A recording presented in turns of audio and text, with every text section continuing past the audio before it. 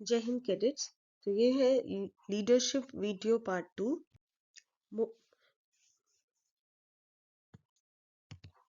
Motivation अर्थात प्रेरणा, यानी कि एक ऐसी आंतरिक या बाह्य शक्ति या हमारी प्रबल इच्छा जो हमेशा हमें एनर्जाइज करती है अपने गोल को पाने के लिए और उसी दिशा में हमसे एक निश्चित व्यवहार करवाती है, जिसकी वजह से हमारे भीतर उस काम को करने का उत्साह बना रहता है और साथ ही प्रयास हमारा निरंतर रहता है, उसमें कोई रुकावट नहीं आती, हम लगातार कोशिश कर पाते हैं अपने गोल को पाने के लिए। तो ये सब कुछ जो होता है ये होता है प्रेरणा के कारण, मोटिवेशन के कारण। तो कुल मिलाकर प्रेरणा या मोटिवेशन वो आंतरिक और बाह्य कारक हैं जो किसी भी व्यक्ति के व्यवहार को लक्ष्य की ओर सक्रिय करते हैं, निर्देशित करते हैं और बनाए रखते हैं। 3 मुख्य फैक्टर्स होते हैं मोटिवेशन को जो प्रभावित करते हैं या उसके की एलिमेंट्स जो होते हैं, वो है मटेरियल फैक्टर, इंटेलेक्चुअल फैक्टर और स्पिरिचुअल फैक्टर।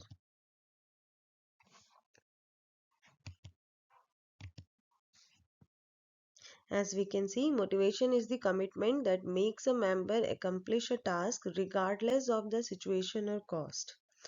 तो मटेरियल फैक्टर क्या होता है? वो बाहरी कारक जो मटेरियल बेस्ड है। फॉर एग्जाम्पल, अगर आप एक अच्छे फुटबॉल प्लेयर हैं तो जब आपको अच्छी फुटबॉल किट दी जाए, अच्छे शूज दिए जाएं, तो एक अलग ही मोटिवेशन रहता है जब हमें सारी ज़रूरत की चीज़ें अच्छी क्वालिटी की प्रोवाइड की जाए। बीइंग एनसीसी कैडेट, अगर आपने आरटीसी या टीएससी या वीएससी या एनएससी किसी कैंप में पार्टिसिपेट किया है तो उसमें जिस डायरेक्टरेट को जितनी अच्छी क्वालिटी का सामान मिलता है तो उन कैडेट्स का मोटिवेशन देखते ही बनता है।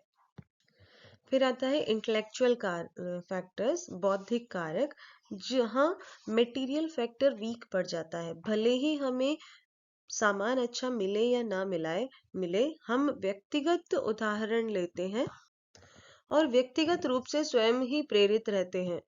No matter whatever the situation is, whatever the cost is, हम अपने आप ही उस कार्य को करने के लिए प्रेरित रहते हैं और उसमें गर्व महसूस करते हैं। वहीं जो स्पिरिचुअल फैक्टर है, आध्यात्मिक कारक में आता है हमारी सामूहिक पहचान, हमारा इतिहास, हमारी आस्था, हमारा विश्वास, या वो प्रिंसिपल्स और सिद्धांत जो रूट लेवल से हमारे अंदर विद्यमान होते हैं। फिर आता है मोरल वैल्यूज, यानी कि नैतिक मूल्य। Moral values are defined as acts that are performed well and honourably, serving as a direct reflection of an individual's habits, behavior and conduct. किसी भी व्यक्ति की आदत व्यवहार को प्रदर्शित करने वाले ऐसे कार्य जो कि उसे अच्छा और सम्मान पूर्वक काम करने के लिए प्रेरित करते हैं, ऐसा सेट ऑफ एक्ट्स जो है वो नैतिक मूल्य कहलाता है। और इन्हीं नैतिक मूल्यों में आगे आते हैं कुछ अच्छे गुण, some cardinal virtues, the main 4 cardinal virtues. एक महान दार्शनिक हुए हैं जिनका नाम था प्लेटो। तो प्लेटो के अनुसार हमारे प्रमुख 4 सद्गुण हैं। पहला प्रूडेंस, यानी कि विवेक, विजडम। दूसरा करेज अर्थात साहस, सेल्फ कंट्रोल संयम और जस्टिस न्याय। प्रूडेंस, विवेक या विजडम किसे कहते हैं? सही निर्णय लेने की जो क्षमता है, किसी भी इंफॉर्मेशन जो हमारे पास ऑलरेडी अवेलेबल इंफॉर्मेशन है उसे पूरी तरह से इवेलुएट करते हुए, मूल्यांकित करते हुए, उसे सोचते हुए उस जानकारी के अनुसार कौन सा निर्णय सही रहेगा, इसे ले पाने की क्षमता प्रूडेंस यानी विवेक कहलाती है। साहस यानी करेज, बहुत सारी रेजिस्टिंग टेम्पटेशन, यानी कि हमें रोकने वाली जितनी भी कोशिशें हो सकती हैं उनके होने के बावजूद भी लगातार सतत रूप से कार्यरत रहना, कोशिश करते रहना, एफर्ट करते रहना, करेज में आता है। फिर है सेल्फ कंट्रोल यानी संयम। अपनी इच्छा, अपने मन को अपने नियंत्रण में रखना, इच्छाओं, भावनाओं और उन्हें यूज करने वाली जो चीजें होती हैं, वो अपने उपभोग को एक संतुलन में रखना, उनके बीच एक बैलेंस बनाना सेल्फ कंट्रोल कहलाता है। जबकि वहीं न्याय क्या होता है? निष्पक्षता के साथ सभी को उनके ड्यू राइट्स देना, उनके अधिकार देना न्याय कहलाता है।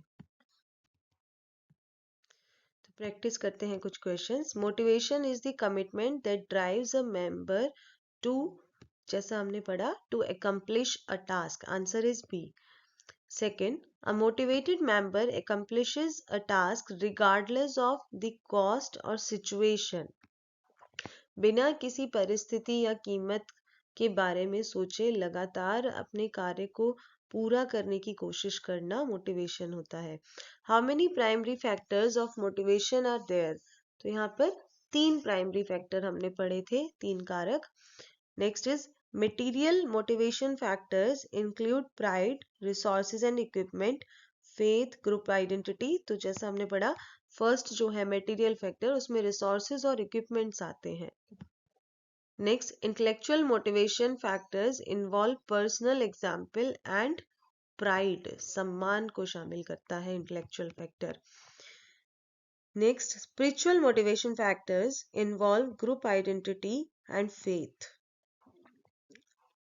The cardinal virtues are based on the philosophy of Plato. जो दार्शनिक हुए हैं प्लेटो, उन्होंने इसकी अवधारणा दी थी, इसके बारे में बताया था। Prudence is defined as right decision making. Answer is B. तो कैडेट, जैसा मैंने पहले भी अपनी कुछ वीडियोस में बताया है, अगर आपने स्टडी किया है तो आपको करेक्ट ऑप्शन पता है, लेकिन अगर आपने स्टडी नहीं किया है तो ये कुछ ऐसे टॉपिक्स हैं जिनमें आपको चारों ऑप्शंस को पढ़ना है और ये देखना है कि ये इस क्वेश्चन का आंसर क्यों नहीं हो सकता है।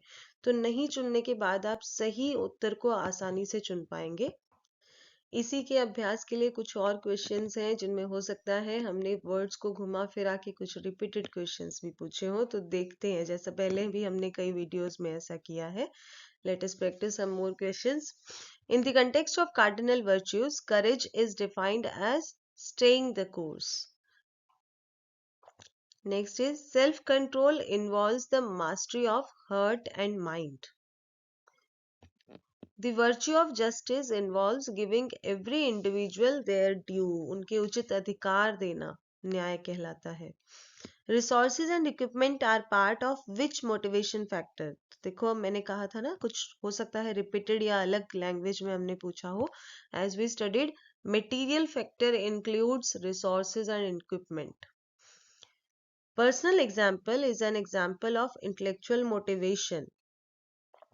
Next is group identity relates to spiritual motivation. Spiritual motivation में आता है group identity, pride और faith. Next, which virtue focuses on heart and mind? संयम, self control के अंदर heart and mind involve होता है. Next, making the right decision is the core of prudence, विवेक और wisdom. Then comes character, which is the balance sheet of an individual's virtues and weaknesses reflected in their conduct. तो चरित्र क्या होता है कि किसी भी व्यक्ति के मूल्य, उसकी कमजोरी, उसके स्वभाव, उसके व्यक्तित्व का एक ऐसा लेखा जोखा जो कि उसके व्यवहार से झलकता हो। And a character is not an inborn trait but is developed over a period of time through constant effort and practice.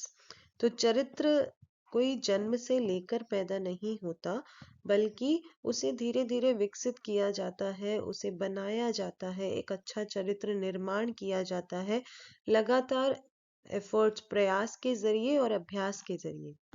Reflection in conduct, और यही जो चरित्र निर्माण जो हो जाता है उसकी झलक मिलती है हमारे व्यवहार में, हमारे रोजमर्रा के क्रियाकलाप में। The core foundation of character is that it provides the internal strength to overcome personal weaknesses and act in the best interest of society and country. एक अच्छे चरित्र की जो मूल नींव है जो उसका क्या वो होता है कि वो एक आंतरिक बल है, एक ऐसी शक्ति है जो व्यक्तिगत कमजोरियों से ऊपर उठते हुए सामाजिक या फिर देश के भलाई के लिए हमें सदैव प्रेरित करती है और उसी के लिए कार्य करवाती है हमसे। असेंशियल कैरेक्टर ट्रेट्स, चरित्र की बुनियादी बातें, बुनियादी लक्षण कौन कौन से हो सकते हैं? टोटल ऑनेस्टी, जिसके अंतर्गत आता है हमारी कथनी और करनी का एक होना। An absolute integrity in thoughts, words and behavior that cannot be altered or compromised. तो मन जो कहा जाता है ना, मनसा वाचा कर्मणा से एक ही होना, जैसा सोचा जाए, बोला जाए और वही व्यवहार में, एक्शन में किया जाए और जिसको कभी कॉम्प्रोमाइज या बदला ना जाए। जैसा मैंने पहले कहा, कथनी और करनी का एक होना, तो यहाँ पे सोचना भी हम शामिल करते हैं टोटल ऑनेस्टी में। Truthfulness, speaking the truth always, recognizing that the consequences of a lie are enormous and irreversible. सदैव सत्य का ही पालन करना, सच बोलना। Self-sacrifice, habitually placing the interest of others, the society and the country before one's own self-interest. अपने इच्छाओं से ऊपर समाज और देश की भलाई को, अपने स्वार्थ से ऊपर, अपने कल्याण से ऊपर सदैव देश या समाज के कल्याण और उसकी भलाई को सोचना और उसके बारे में ही कार्य करना। Accountability, having the moral courage to own up to one's mistakes regardless of how unpleasant the results might be. अपनी गलतियों को स्वीकार करने की क्षमता, चाहे परिणाम कितना ही भी दुखदाई हो, कितना ही भी बुरा हो, लेकिन फिर भी हमारे भीतर एक ऐसा साहस होना जिससे हम अपनी गलतियों को स्वीकार कर पाए। इम्पार्शियलिटी, निष्पक्षता, अर्थात न्याय संगत होना, अपनी सभी डीलिंग्स में सभी के साथ एक समान न्याय करने की क्षमता। फिर आता है ऑनर कोड, यानी कि सम्मान संहिता। The honor code is the ethical foundation for an NCC cadet's life, designed to guide their behavior both during their service and throughout their future as a citizen. अर्थात रूल्स और principles का ऐसा set जो कि ethically guidelines बनाए किसी community के लिए, जो ट्रस्ट पर आधारित हो, पर्सनल रिस्पॉन्सिबिलिटीज पर आधारित हो, व्यक्तिगत जिम्मेदारियों पर आधारित हो, ताकि वो एक अच्छे नागरिक बन पाए, जो ये परिभाषित करते हो कि क्या करना चाहिए और क्या नहीं करना चाहिए। It establishes a clear set of moral standards to ensure that a cadet's conduct is above criticism and reflects the values of the institution. कुछ प्रमुख दिशा निर्देश कि क्या नहीं करना चाहिए। इसके अंतर्गत वो नियम आते हैं जिनका पालन किसी कैडेट को जरूर से जरूर करना चाहिए। फॉर एग्जाम्पल, झूठ ना बोलना, चोरी ना करना, किसी को धोखा ना देना, और ना ही उन लोगों को सहन करना जो ये सब करते हैं। No selfishness, you shall not do anything mean or selfish, such as letting down a fellow cadet or for your own self interest. अपने सेल्फ इंटरेस्ट के लिए किसी को नीचा ना दिखाना, ऐसे काम ना करना जो सिर्फ स्वार्थ से प्रेरित हो, सेल्फिश हो। Institutional pride, you shall not take any action that brings disgrace to the name of your institution. अपनी संस्था की प्रतिष्ठा को नीचे गिराने वाला कोई काम ना करना। अकाउंटेबिलिटी, अर्थात जवाबदारी या जिम्मेदारी। अगर हम किसी भी सम्मान संहिता के किसी भी एक नियम को तोड़ते हैं तो उसके लिए अपनी जिम्मेदारी भी लेना, उसको स्वीकार करने की क्षमता। Then comes tenets of positive conduct. अर्थात सकारात्मक आचरण करने के सिद्धांत। Beyond avoiding misconduct, the code outlines positive actions that cadets should strive to achieve. तो जैसा हमने पहले जाना कि क्या एनसीसी कैडेट को नहीं करना चाहिए, तो अभी यहाँ पर जो ऑनर कोड है वही गाइडलाइंस ये भी निर्धारित करता है, कुछ ऐसे सिद्धांतों से हमें परिचित कराता है जो एक कैडेट को जरूर करना चाहिए, जिनमें सबसे पहले है ग्रुप प्रायोरिटी। हमेशा अपने से ऊपर ग्रुप इंटरेस्ट को प्रायोरिटी पे रखना, उन्हें प्राथमिकताएं देना। Honesty and transparency, answer all questions fully and truthfully to the honour code committee even if the result leads to action against yourself और योर फ्रेंड्स। हमेशा ईमानदारी से जवाब देना, चाहे उसका परिणाम कुछ भी हो। Integrity in discipline, own up to any breach of discipline or the honor code whether the mistake was intentional or unintentional। तो जैसा हमने अकाउंटेबिलिटी में पढ़ा, अगर हमसे कोई अनुशासन का नियम टूटता है, ब्रीच ऑफ डिसिप्लिन होता है, तो हमें वो स्वीकार जरूर करना चाहिए, चाहे वो गलती से हुआ हो, जानबूझकर या अनजाने में। Comradeship, treat all fellow cadets with love and affection, providing help and encouragement to those who are weaker। अपने सभी साथी कैडेट्स के साथ अफेक्शन के साथ, उनके साथ प्रेम पूर्वक व्यवहार करना, उन्हें उनका उत्साहवर्धन करना, उन्हें भी जोश भरना उनके भीतर। जो कमजोर कैडेट्स हैं उनके भीतर तो बहुत जरूरी है कि आप उनको साथ लेकर चलें। Sportsmanship, participate in all competition and sports with a true spirit of sportsmanship, accepting defeat with grace and victory with humility। अक्सर जीतने के बाद हमें गर्व महसूस होता है और हार जाने पे हम ह्यूमिलिएशन फील करते हैं या डिस्करेजमेंट फील करते हैं। तो एक अच्छे खिलाड़ी की ये पहचान है कि वो हार को भी ग्रेसफुली हैंडल करना जानता है, उसे भी सम्मान के साथ स्वीकार करता है और अपनी जीत में भी साधारण सामान्य रहता है, बहुत ज्यादा अहंकार में नहीं आता है। तो एक अच्छे एनसीसी कैडेट्स के लिए क्या सकारात्मक आचरण का सिद्धांत है कि वो सभी प्रतियोगिताओं में एक ट्रू स्पोर्ट्समैनशिप के साथ पार्टिसिपेट करे। Secular values, maintain a secular, truthful and straightforward outlook in all dealings। इसकी झलक हमें अपने एनसीसी सॉन्ग में भी मिलती है। राष्ट्रीय कैडेट कोर अपने सभी कैडेट्स को धर्म और जाति से ऊपर उठाते हुए, निरपेक्ष रखते हुए ट्रेनिंग देता है और वही वैल्यूज वो अपने कैडेट्स में डालने के, उनके भीतर पोषित करने के लिए प्रयास करता है। इन सभी को अपनाने से फायदा क्या होगा? Significance of the code, by adopting these ethical principles, cadets develop the internal strength to resist temptations of immediate pleasure and instead focus on long-term goals and the interest of the nation। कई बार होता है कि हम अपनी छोटी सी जीत पर बहुत ज्यादा खुशी मनाने के चक्कर में अपने फोकस से भटक जाते हैं, अपने लक्ष्य से भटक जाते हैं।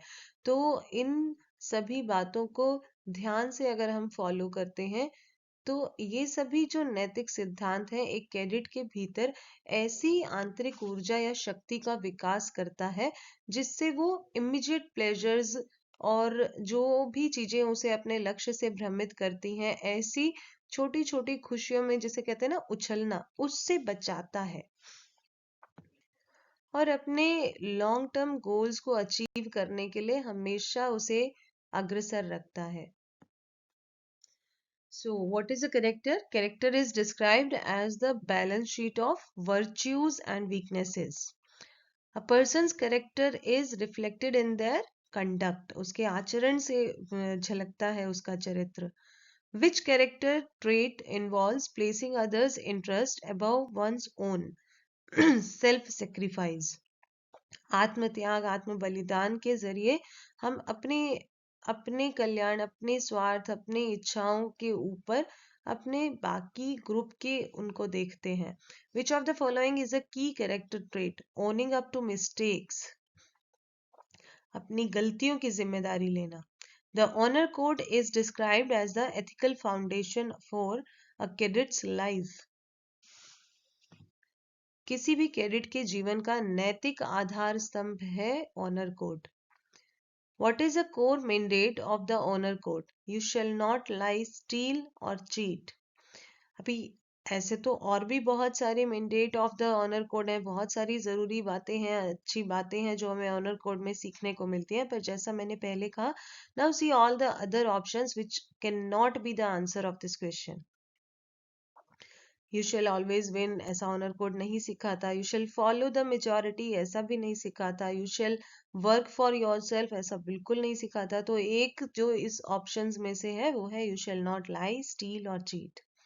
Under the honor code, one must not tolerate different religions, those who lie, steal or cheat, or slow workers or new cadets. अभी जैसा हमने पहले पढ़ा कि सेक्युलर होना भी एक ऑनर कोड का हमारा एक मेन वो है जो हमें फॉलो करना चाहिए। तो डिफरेंट रिलीजन्स को टॉलरेट ना करना तो ये बिल्कुल नहीं सिखाता। The correct answer is those who lie, steel और चीट। ये ना तो हमें खुद करना है, ना ही यदि कोई करे तो उसे सहन करना है। उसके लिए सही कदम क्या है? अपने सीनियर्स को इन्फॉर्म करना, अपने इंस्ट्रक्टर्स को, अपने एएनओ को इन्फॉर्म करना और एक प्रॉपर चैनल के थ्रू डिसिप्लिन के तहत उनके खिलाफ एक्शन लेना। Whose interest must always have priority under the honor code? Group interest हमेशा। Accepting responsibility for violations of code must be done voluntarily. स्वेच्छा से हमें अपनी जिम्मेदारी लेनी है अगर हमसे कोई वायलेशन होता है तो। Character involves keeping one's word. अपने शब्दों पर, अपने कथनी पर, अपने कहे हुए बातों पर कायम रहना और उसी के अनुसार कार्य करना चरित्र में शामिल होता है। A cadet should never bring disgrace to the institution. अपनी संस्था के प्रति कभी भी अपमानजनक कोई कार्य नहीं करना चाहिए। The ethical foundation of a cadet is the honor code. Honour code नैतिक जो मूल आधार स्तंभ होते हैं किसी कैडेट के, उनको कहते हैं। सो इन दिस वीडियो हमने लीडरशिप पार्ट 1 से आगे पढ़ा, प्रेरणा के बारे में, ऑनर कोड के बारे में। आपको वीडियो अच्छी लगी हो तो लाइक करें और अपने दोस्तों के साथ भी शेयर करें ताकि वो भी अच्छे से तैयारी कर सके। और इसके बाद लीडरशिप वीडियो पार्ट 3 जरूर देखें केस स्टडीज के लिए। और हम और भी वीडियोस डालते रहेंगे आपके सिलेबस से रिलेटेड मल्टीपल चॉइस क्वेश्चंस पर प्रैक्टिस पर आधारित। तो वो वीडियोस आपको टाइमली मिलती रहे तो नोटिफिकेशन के लिए please press the bell icon.